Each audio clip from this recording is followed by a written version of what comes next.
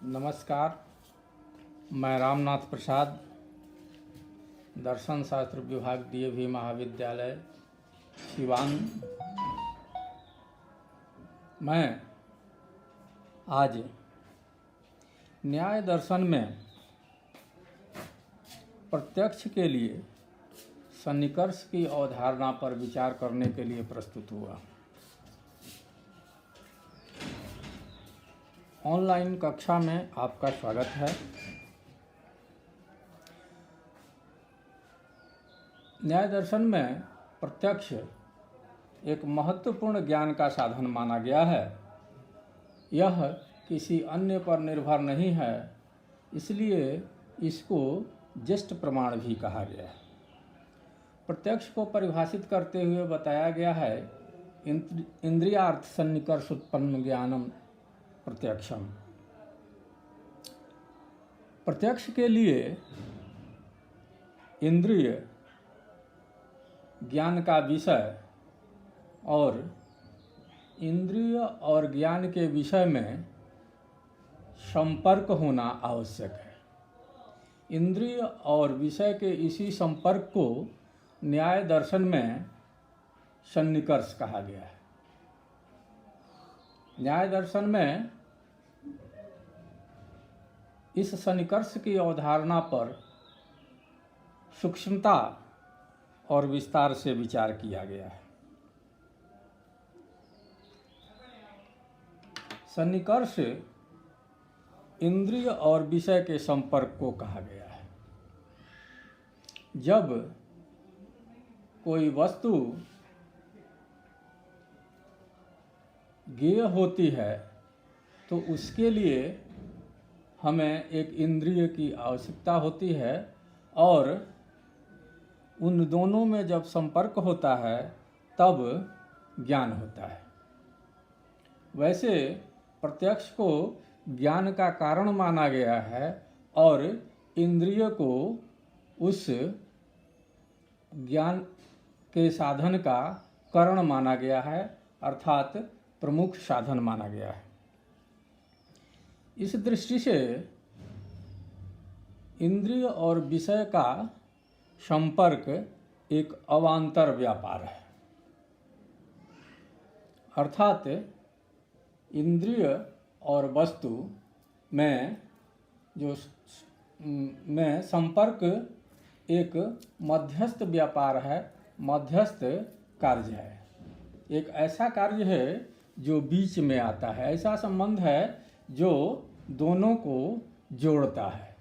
जैसे माना जाए कि शिकार का मृत्यु का कारण गोली है, तो वहाँ बंदूक और गोली रहता है, लेकिन बीच में एक कार्य होता है, एक संबंध होता है कि गोली चलकर शिकार को लगती है।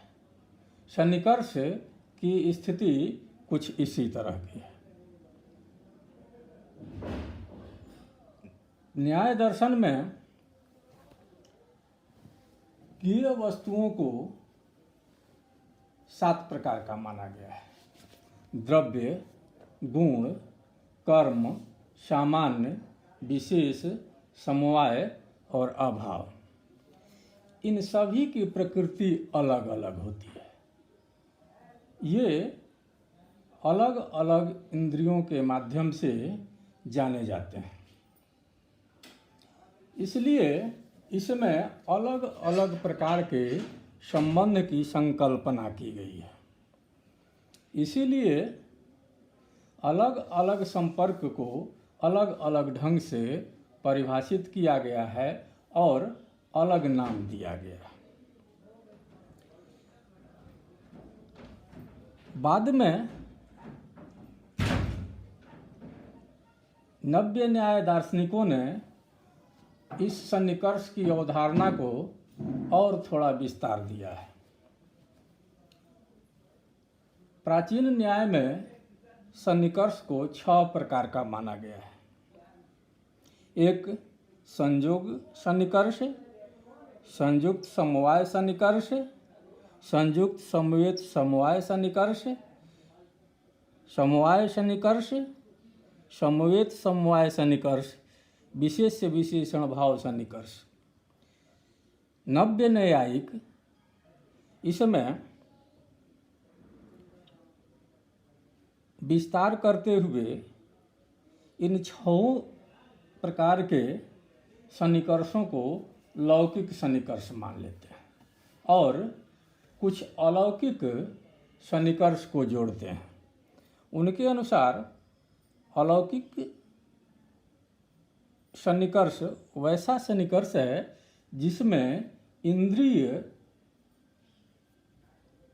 अलौकिक ढंग से अपना विस्तार करती है या एक इंद्रिय दूसरे इंद्रिय के कार्य को भी अपने हाथ में ले लेती है या अपना विस्तार करके वो दूसरी इंद्रिय का भी कार्य करने लगती है। यह अलौकिक प्रत्यक्ष 3 प्रकार का होता है: सामान्य लक्षण प्रत्यक्ष, ज्ञान लक्षण प्रत्यक्ष और योगज प्रत्यक्ष, योगज सन्निकर्ष। अब एक एक करके हम इनकी चर्चा करते हैं।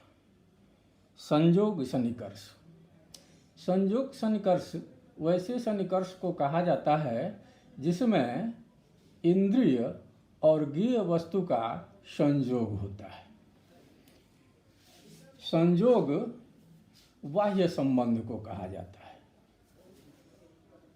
यह बता दें कि न्याय दर्शन में संबंध 2 प्रकार का माना गया है, एक संयोग और दूसरा समवाय।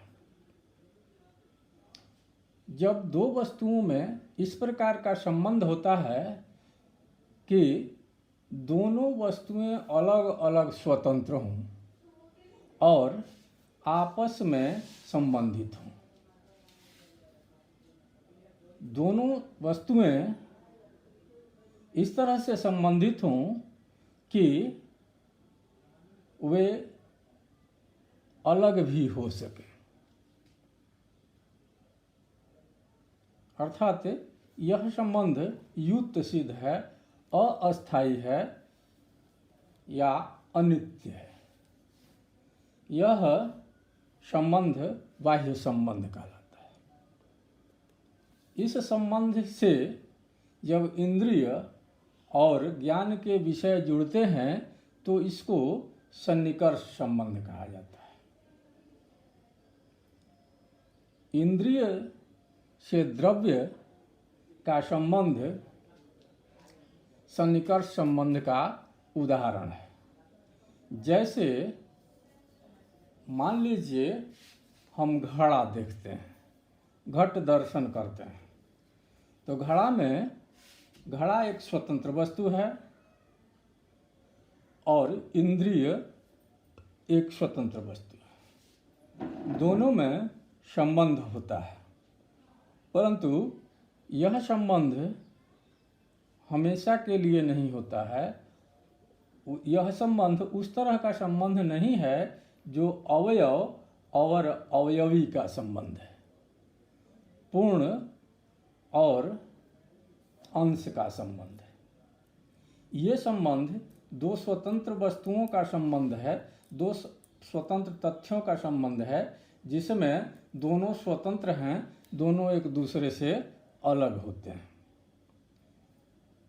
तो आँख से घड़ा को देखना यह संयोग सन्निकर्ष का उदाहरण है।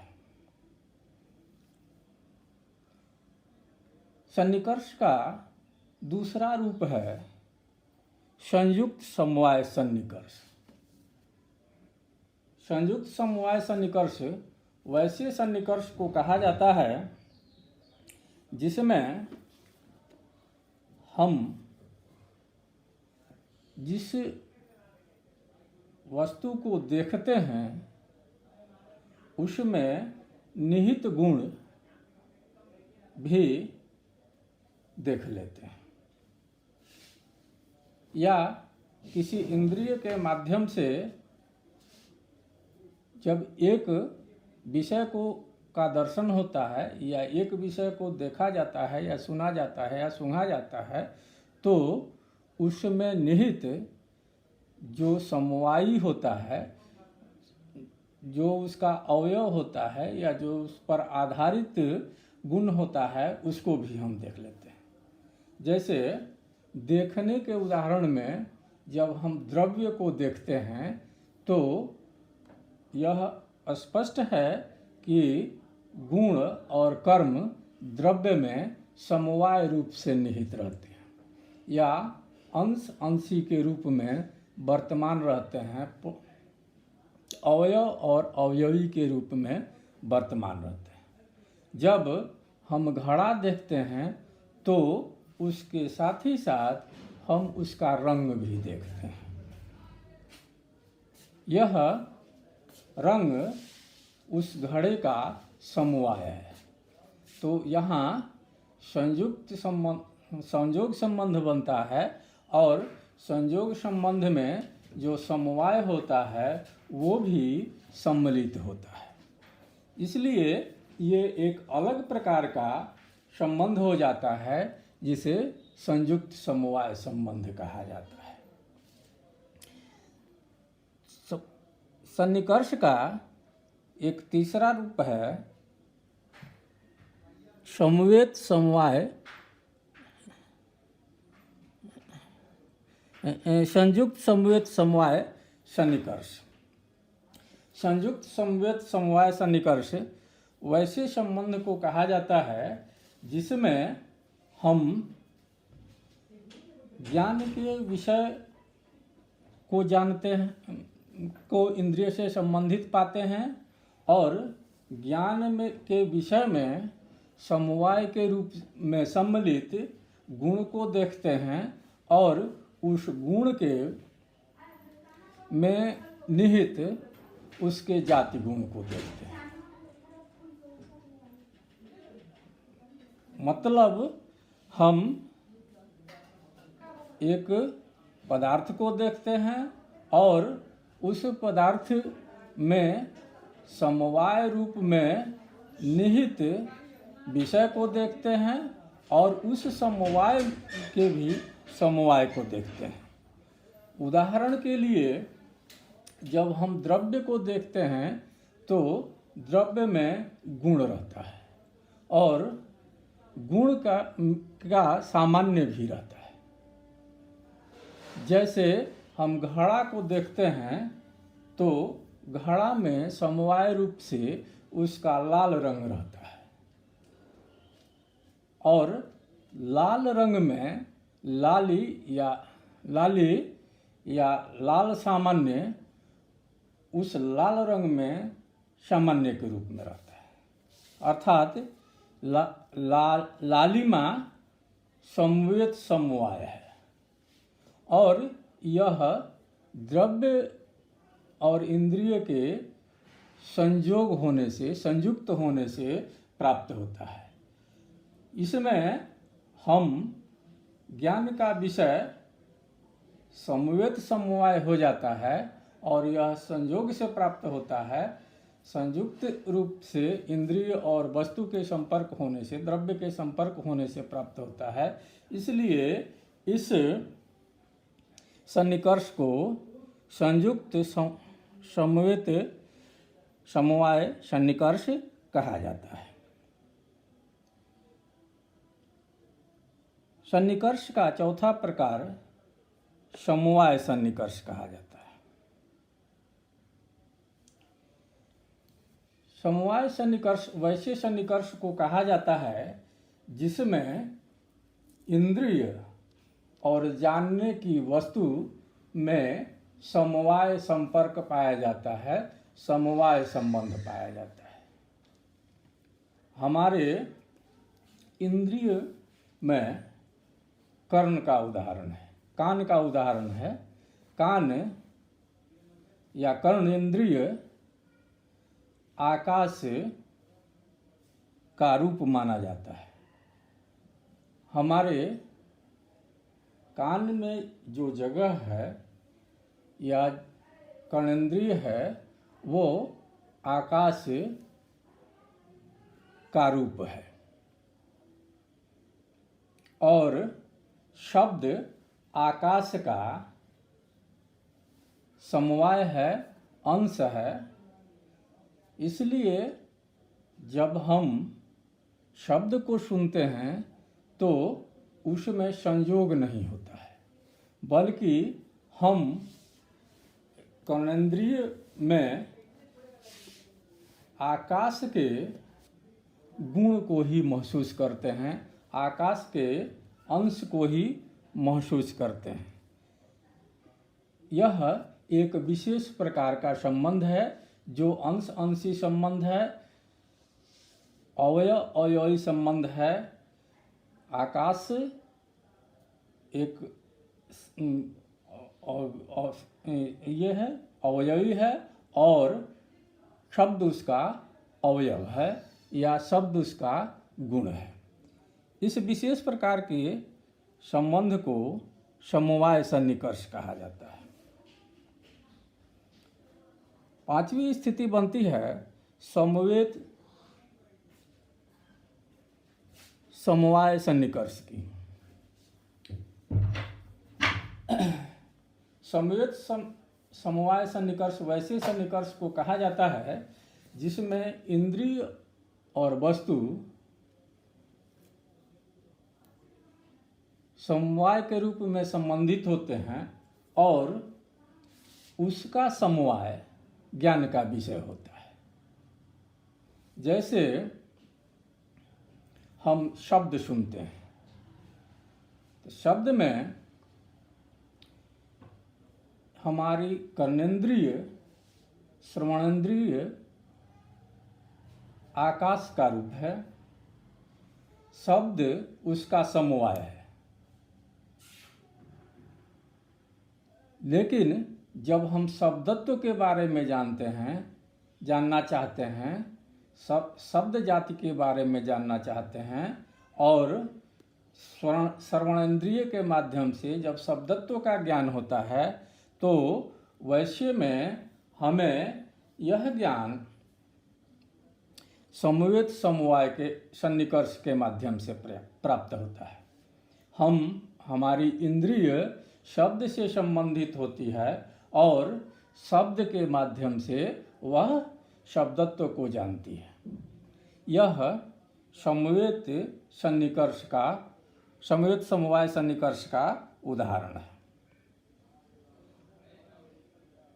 न्याय दर्शन वैशेषिक दर्शन के तत्वमीमांसा को स्वीकार करता है। वह अभाव को भी एक ज्ञेय पदार्थ मानता है, एक अभिधेय पदार्थ मानता है, एक ऐसा पदार्थ मानता है जिसको जाना जा सकता है और जिसको नाम दिया जा सकता है।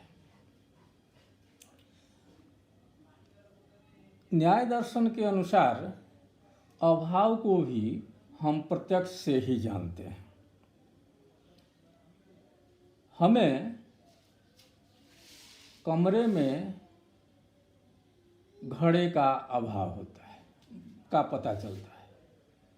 तो यहाँ दो चीज़ें देखने को मिलती है, एक कमरा है और उसका विशेषण है घड़ा।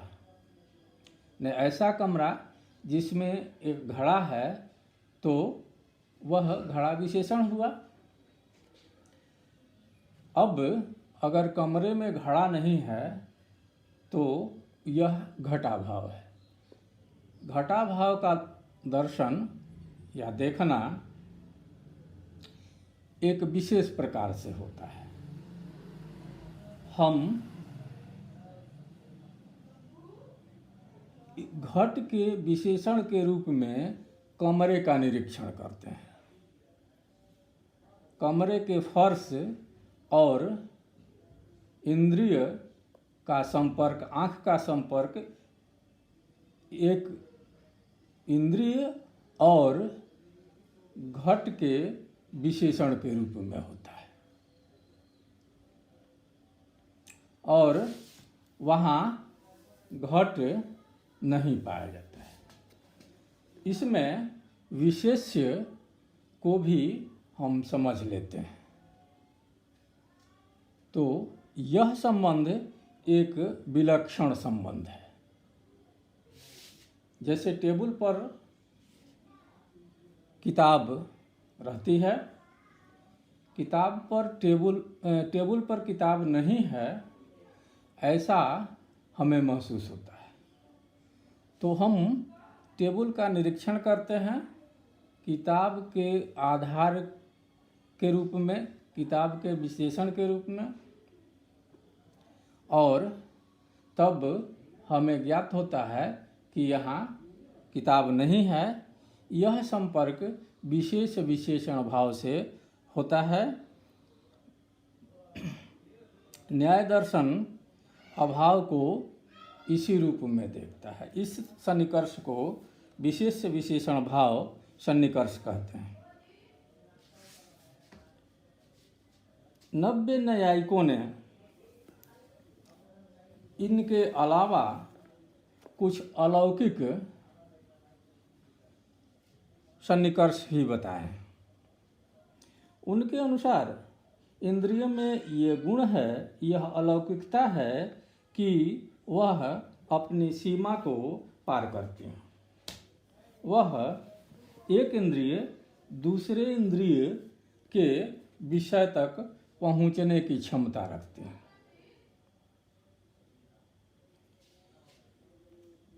इस गुण के कारण एक इंद्रिय जब दूसरे इंद्रिय के ज्ञान के विषय को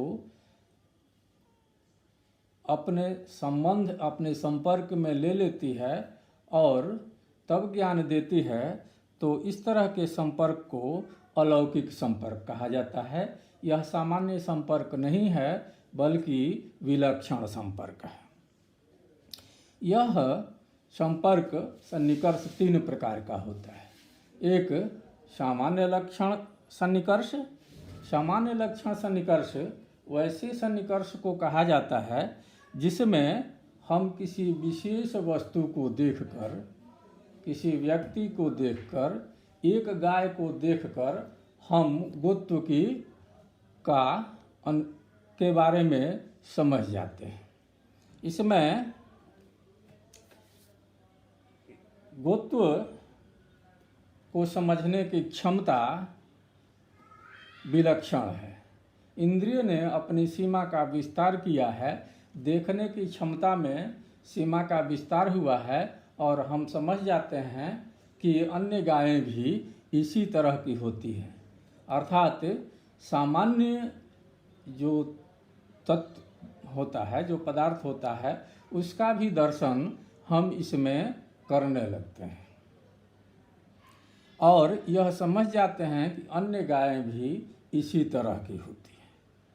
सामान्य दृश्य नहीं है, परंतु हम गाय को देखकर, इंद्रिय और गाय के संपर्क से गाय सामान्य या गो जाति का भी ज्ञान प्राप्त कर लेते हैं।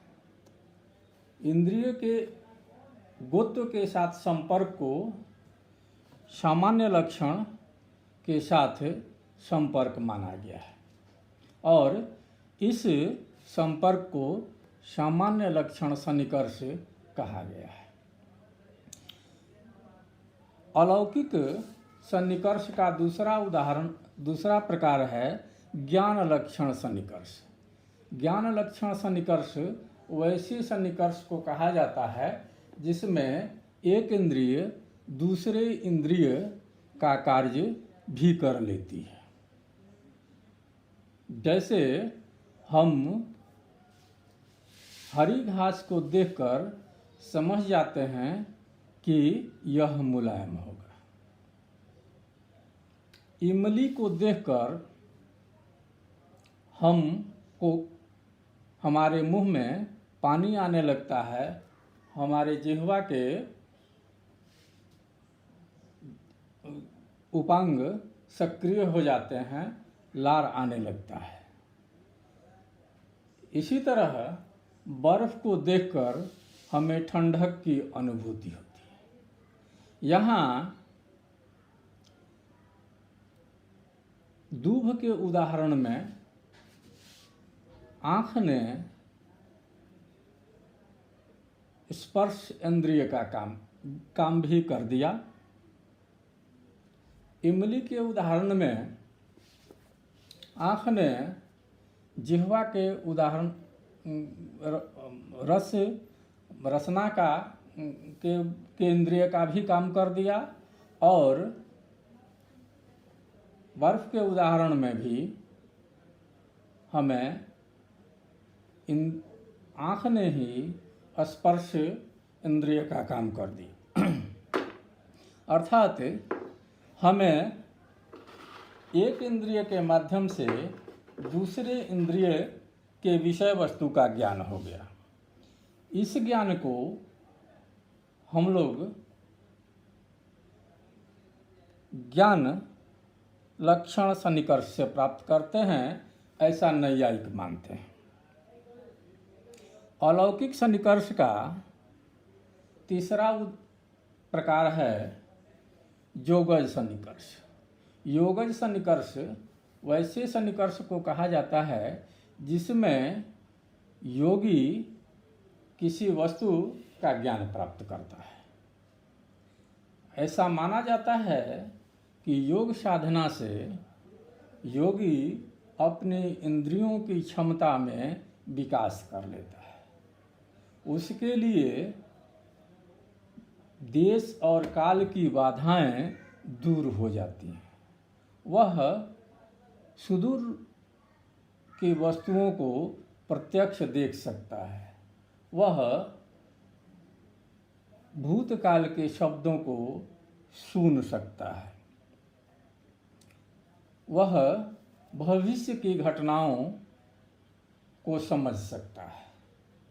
इस तरह के इंद्रिय सन्निकर्ष को योगज सन्निकर्ष कहा जाता है। इस तरह हम देखते हैं कि न्याय दर्शन में प्रत्यक्ष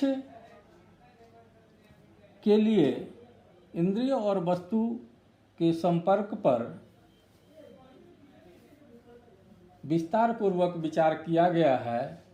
यह अत्यंत सूक्ष्म विचार है, परंतु यह देखा गया है कि हर विचार अपने आप में पूर्ण नहीं होता है। प्राचीन न्यायिकों ने लौकिक सन्निकर्ष की व्याख्या की है। वह कमोवेश विद्वानों को स्वीकार्य है, परंतु नव्य न्याय में अलौकिक सन्निकर्ष की व्याख्या पर कुछ आपत्तियां उठाई जाती हैं। जैसे सामान्य लक्षण प्रत्यक्ष। सामान्य लक्षण प्रत्यक्ष को अलग से मानने की आवश्यकता नहीं है, क्योंकि यह संयुक्त समवाय से या संयुक्त समवेत समवाय से जाना जा सकता है, या शब्द जाति को जानना है तो समवाय सन्निकर्ष से जाना जा सकता है। इस दृष्टि से यह अनावश्यक विस्तार है। इसी तरह ज्ञान लक्षण प्रत्यक्ष। ज्ञान लक्षण प्रत्यक्ष में हम जब एक इंद्रिय से दूसरी वस्तु को जानते हैं तो उसमें दो बातें हो सकती हैं। एक कि हमको उनके बीच का एक व्याप्ति संबंध मालूम हो, कार्यकारण संबंध मालूम हो, तो यह अनुमिति हो जाता है। और नहीं तो हमने भविष्य में उसका अनुभव किया हो और उसके संस्कार हमारे मन में हों और देखने के बाद वो संस्कार सक्रिय हो गए हों, तो यह स्मृति होगा। ऐसे में इसको सामान्य ज्ञान लक्षण सन्निकर्ष मानना तार्किक नहीं है। लेकिन नव्य न्यायिक यह तर्क देते हैं कि यह अनुमान की प्रक्रिया नहीं है, यह स्वतः स्फूर्त प्रक्रिया है, यह बहुत ही तीव्र गति से होती है, यह इसमें व्याप्ति नहीं है, इसमें स्मृति नहीं है, बल्कि यह इंद्रिय सन्निकर्ष से ही होता है। इसके समकक्ष पाश्चात्य दर्शन में इंट्यूशन शब्द मिलता है, जिसमें व्यक्ति स्पॉन्टेनियसली किसी चीज़ को समझ पाता है। संभवतः ज्ञान लक्षण प्रत्यक्ष नव्य न्यायिकों की दृष्टि में कोई वैसी ही स्थिति है। योगज प्रत्यक्ष के बारे में आपत्ति उठाई जाती है कि योगज प्रत्यक्ष को अगर हम सन्निकर्ष की श्रेणी में रखेंगे तो इंद्रियार्थ सन्निकर्ष जन्य ज्ञान परिभाषा प्रासंगिक नहीं होगी, क्योंकि यहाँ इंद्रिय और सन्निकर्ष नहीं होता है। इसी तरह योगज प्रत्यक्ष को मानने से न्याय के वस्तुवादी अवधारणा भी खंडित होती है तथा योगी को अगर सर्वज्ञ मान लिया जाता है तो फिर ईश्वर से समकक्षता प्राप्त करता हुआ प्रतीत होता है। इन सारे दोषों के बावजूद न्याय दर्शन का सन्निकर्ष विचार तार्किक और विस्तृत है, जो प्रत्यक्ष की व्याख्या करने में सक्षम है। नमस्कार।